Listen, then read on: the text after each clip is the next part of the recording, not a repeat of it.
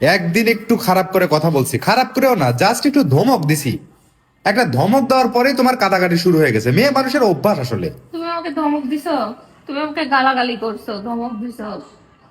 তোমাকে কাজ কাম নিয়ে একটু কথাবার্তা বলছি, এটা কি গালাগালি হয়ে গেল? একটু উচ্চস্বরে কথা বললে কি সেটা গালাগালি হয় নাকি? আমি কি কাজ করি না? সারাদিন এই সংসারের জন্য কাজ করি। সারাদিন এতই কাজ করো যে আমার জুতা কোথায় খুঁজে পাওয়া যায় না, আমার শার্ট কোথায় খুঁজে পাওয়া যায় না। এইভাবে কাজ করলে কি হবে নাকি? সংসারের প্রতি মনই নাই তোমার। কাদাগাড়ি বাদ দাও। আবার ফোন দিল কে এখানে? কে ফোন দিল? হ্যালো আব্বু। হ্যাঁ, ভালো আছি আমরা। আপনারা ভালো আছেন? ও হ্যাঁ, সাফওয়ান সামরিনও ভালো আছে।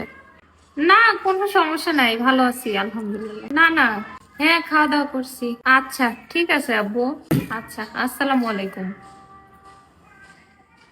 কি ব্যাপার? শ্বশুর আব্বা ফোন দিছিল? হ্যাঁ। শ্বশুর আব্বা ফোন দিছিল, তুমি তা কিছুই বললা না। এত ভালোভাবে সবকিছু ম্যানেজ করে ফেললা মানে? কি বলবো? এই যে তুমি সারাটা দিন আমার কথা শুনে নাকি কান্নাকাটি করতেছো, তার কিছুই তো বললা না। বিচার টিচার তো দিল না আমার নামে। তো বিচার দেবো কেন আমি? তোমার নামে আমি বিচার দিতে যাবো কেন? কেন? তোমাকে ধমকাইছি, বকা দিছি, এই ব্যাপারে তো কিছুই বললা না।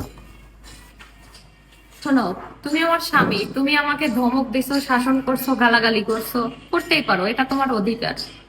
কিন্তু এটা আমার বাবা মাকে বললে আমার বাবা মা কষ্ট পাবে না? আমাদের সাংসারিক অশান্তি কেন আমি আমার বাবা মাকে জানাবো? সংসারে থাকতে গেলে সংসারে দুই চার কথা হবেই, সেটা আবার তোমার সাথে আমার মীমাংসাও হবে। কিন্তু এই কথা যদি আমার বাবা মা শোনে, তারা দূরে আছে, তারা চিন্তা করবে, তারা ভাববে যে কি না কি হয়েছে, আমার মেয়ে না জানি কত কষ্টে আছে। এগুলো তো বাবা মাকে বলার কোনো মানেই হয় না, তাই না? আচ্ছা, নিজের সংসারের কথা বাইরে যেতে দিতে চাচ্ছ না, তাই তো? স্বামী স্ত্রী একসাথে থাকলে দুই চার কথা হবেই। আর স্বামী স্ত্রীর দোষ পাইলে শাসন করতেই পারে। এটার জন্য তোমার সাথে আমার মনোমালিন্য হইলে এটা তো বাবা মাকে বলাটা ঠিক না, তাই না? কিন্তু আমি তো বলে দিছি। কাকে বলছো? আমার আম্মা ফোন করছিল, আমি বলে দিছি এই কথা। এই অভ্যাস যদি তুমি চেঞ্জ না করতে পারো, তাহলে তুমি জীবনেও সুখী হইতে পারবে না, বিশ্বাস করো।